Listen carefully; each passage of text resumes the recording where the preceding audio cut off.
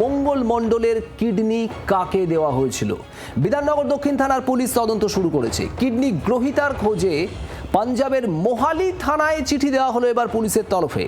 মোহালির বেসরকারি হাসপাতালে ভর্তি ছিল ওই কিডনি গ্রহীতা যাকে কিডনি দেওয়া হয়েছে। আমরাই প্রথম দেখাই দক্ষিণ 24 পরগনায় কিডনি পাচার চক্রের খবর।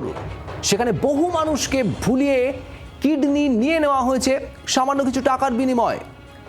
তাদের দারিদ্র্যকে হাতিয়ার করে এই গোটা ঘটনা ঘটেছে এবং এবার বিধাননগর দক্ষিণ থানার পুলিশ তদন্তে মঙ্গল মণ্ডলের কিডনি কাকে দেওয়া হয়েছিল সেই খোঁজ চালাচ্ছে পুলিশ। আর সেটা জানতেই এবার পাঞ্জাবে মোহালি থানায় চিঠি দেওয়া হয়েছে। নান্টু হাজরা আমাদের প্রতিনিধি রয়েছেন। নান্টু, ঠিক কি জানা যাচ্ছে?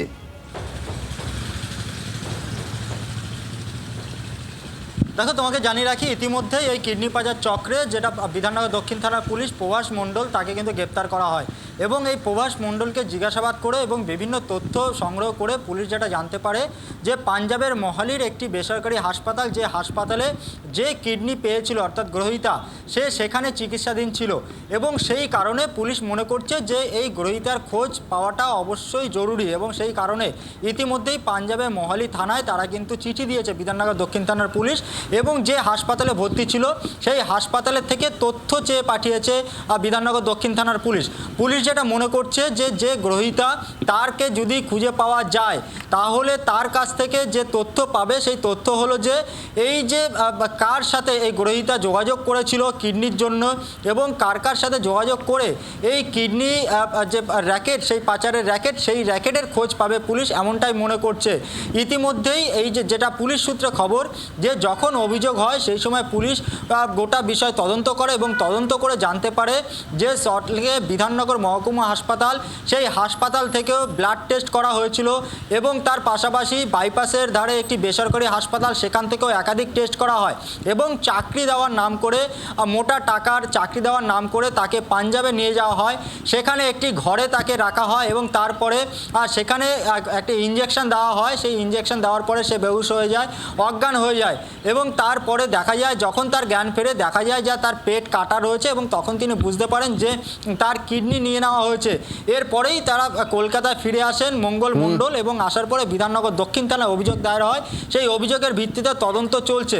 এই মুহূর্তে পুলিশ যেটা জানতে চাইছে যে এই কিডনি, মঙ্গল মণ্ডলের কিডনি কাকে দেওয়া হয়েছিল সেই বিষয়ে জানতেই কিন্তু পাঞ্জাবের মোহালি থানায় সেখানে চিঠি পাঠানো হয়েছে এবং পুলিশ সূত্রে খবর সেই মোহালি থানা থেকে সেই হাসপাতালে কিন্তু ইতিমধ্যেই সেই চিঠি পৌঁছেছে এবং গ্রহীতার যে নাম, ঠিকানা, বাড়ির অ্যাড্রেস এই সমস্ত জানার জন্যে সেই তথ্য কিন্তু চেয়ে পাঠানো হয়েছে। অর্থাৎ পুলিশ যদি এই গ্রহীতার খোঁজ পায় তাহলে কিন্তু আরও যে তথ্য, সেই তথ্য কিন্তু হাতে আসবে, যেতে তদন্ত এগিয়ে নিয়ে যেতে পুলিশকে আরও সাহায্য করবে বলে পুলিশ মনে করছে।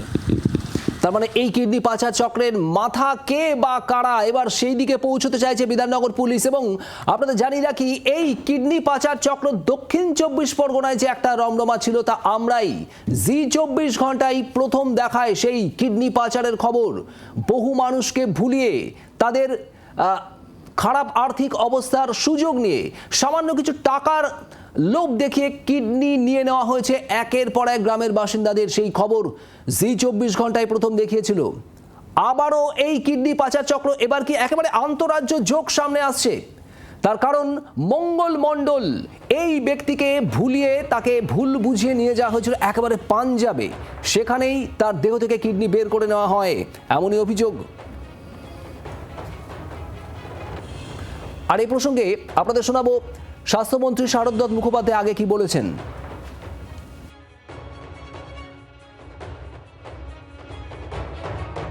তো আমাদের থানায় কমপ্লেন করেন, থানায় কমপ্লেন করার পরে প্রভাস মণ্ডল নামক ব্যক্তি কিন্তু গ্রেফতার হয়েছেন শুনলাম। প্রিলিমিনারি আলট্রাসোনোগ্রাফি করে দেখা হয়েছে যে বাঁ দিকের কিডনিটা নেই। কিডনি চুরি না সদিচ্ছায় কিডনি দান এবং পরবর্তীকালে পয়সার ভাগ বটরায় বিতর্ক, এটা সংশয়। বাংলার আওয়াজ, বাঙালির আবেগ, জি 24 ঘন্টা।